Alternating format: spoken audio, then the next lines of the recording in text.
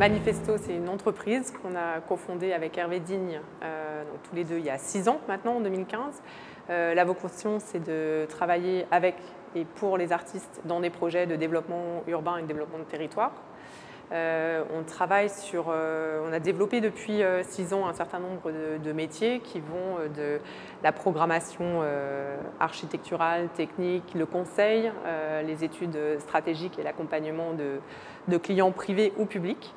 La production artistique, donc la production de commandes artistiques, et le développement de ce qu'on appelle l'urbanisme culturel. Donc c'est des projets qui s'inscrivent vraiment dans le temps long de projets de développement de quartier. Et on s'est dit oui, il faut qu'on cherche un lieu où on pourra installer à la fois des lieux de résidence d'artistes, des ateliers de travail et de création et de production, mais aussi toute une dynamique qui va avec pour en faire un lieu artistique époustouflant. C'est là où on a rencontré Sogelim Dixence, qui est un promoteur immobilier, qui nous a dit voilà, là on a cet immeuble de bureaux, d'anciens bureaux, porte-pouchet, mais qui se trouve être en train de se vider puisqu'il y a un projet derrière de réhabilitation de cette tour. Il y a 16 étages dans cette tour.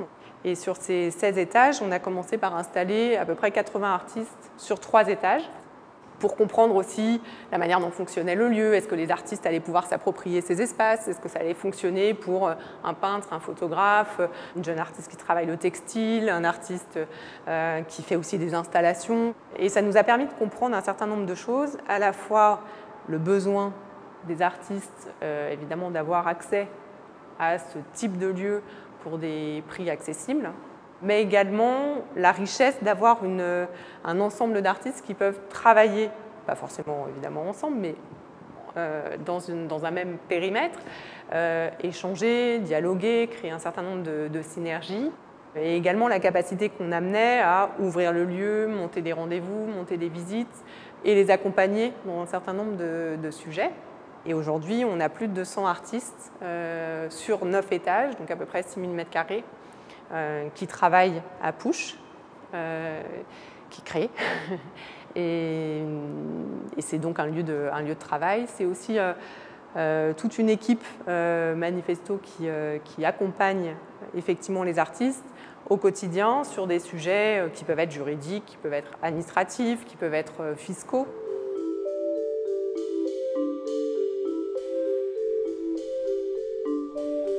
Alors nous, ici, c'est un projet un peu pilote, c'est-à-dire que c'est vraiment la première expérience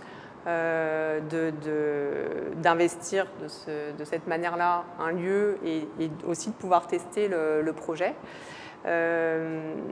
L'objectif est que, effectivement, cette dynamique-là puisse à la fois insuffler le territoire dès le départ, que ce soit des projets communs avec des écoles, avec des associations, avec les institutions, avec la mairie, que ce soit par notre initiative ou par l'initiative directe des artistes, donc ça démultiplie les possibilités.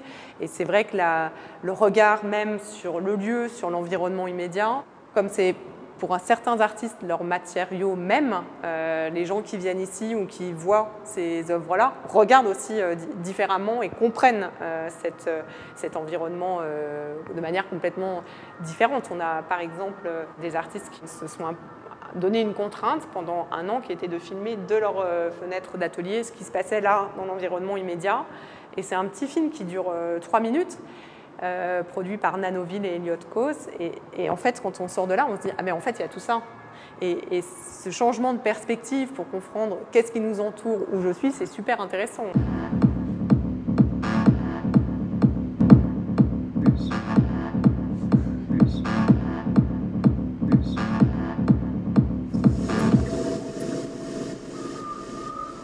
Il y a des prises de position, il y a des questions à se poser dans l'intervention artistique, dans les rapports publics-privés, dans le développement de la ville, dans le rôle d'acteurs privés aussi dans le développement culturel. Donc cette perspective-là, elle nous semble très importante à développer dans le Grand Paris et éventuellement dans d'autres villes, en France ou ailleurs.